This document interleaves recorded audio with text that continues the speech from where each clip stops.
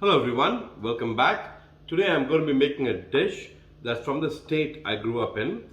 The dish is called chicken Chinthamani. Now, why is it called chicken Chinthamani? I don't know. If you know the answer, please do tell me in the comments. But I do believe that's called chicken Chinthamani because there is a place in Tamil Nadu that's called Chinthamani, and possibly this dish was invented there.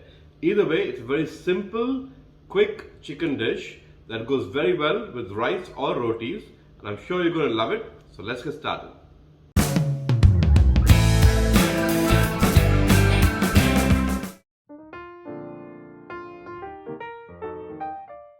The first step for the chicken Chinthamani is we have some oil over here. Now, the ideal oil to use is sesame or gingelly oil. That imparts the flavor that you want. If you don't have that, use another oil, but I highly recommend using gingelly oil for this dish. So in the gingelly oil, that's about 4 tablespoons, we're going to add some curry leaves. About 2 sprigs of curry leaves should do it for now. And we will also add our red chilies. Now these red chilies, they aren't very spicy because I have completely de-seeded them. These have been cut in half and I have, let me show you that. See that? There's no seeds on the inside. All the spice is usually in the seeds. So when you take those out, all it adds is flavor without that really hot, or the heat rather. So I'm going to add that as well. That's about 12 of them. And these are finely chopped shallots. If you don't have Indian shallots, you can add red onion. It's about a cup of onions as well. So we add that to the dish.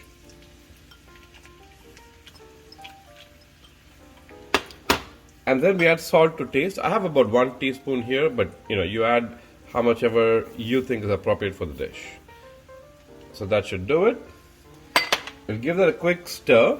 The reason we add salt right now is because we want those onions to sweat quickly, and salt will make that happen for you.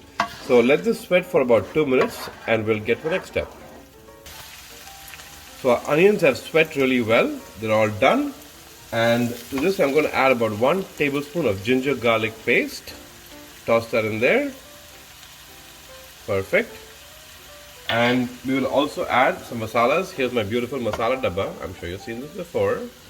So I'm going to add 1 teaspoon of turmeric powder and 1 teaspoon of red chili powder. Now, the beauty of this dish is the simplicity.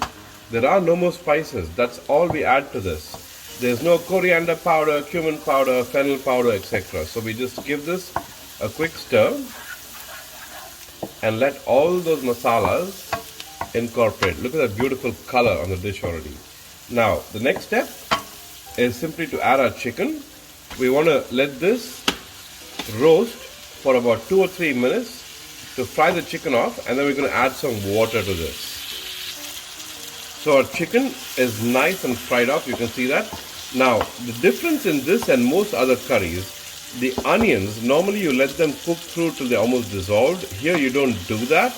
You want to see whole onions in the dish. Even if they're small, you want to see them. So this is done. To this, the only thing I'm going to add now is about a 1/4 cup of water, and we'll give that a quick stir. And I've reduced my flame. It was cooking on high flame until now. I've reduced my flame to about a medium low because I want to slow cook this and make sure all the spices get into the chicken so we have a beautiful end product. So I give it a stir.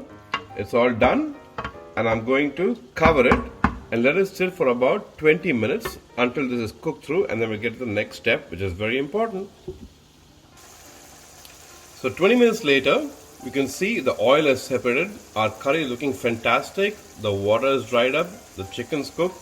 So now we put our final couple of ingredients. For that I have freshly grated coconut. This is about 2 tablespoons. You can add more if you like. And nothing wrong with coconut. Always adds flavor and is very healthy too. Also, I'm going to add 1 more sprig of fresh curry leaves. Drop that in there. And we're going to give this a quick stir right now and add our final garnish. Most Indian dishes, as all of you know, are garnished with fresh coriander. So you can see that it's perfectly thick and nice and lovely. just add my fresh coriander to it. Garnish it off. Chicken Chinthamani, I love the name. I hope you do too. And it's a wonderful dish that goes well with some hot rice. Enjoy it, folks, and I'll see you next time. Thank you for watching.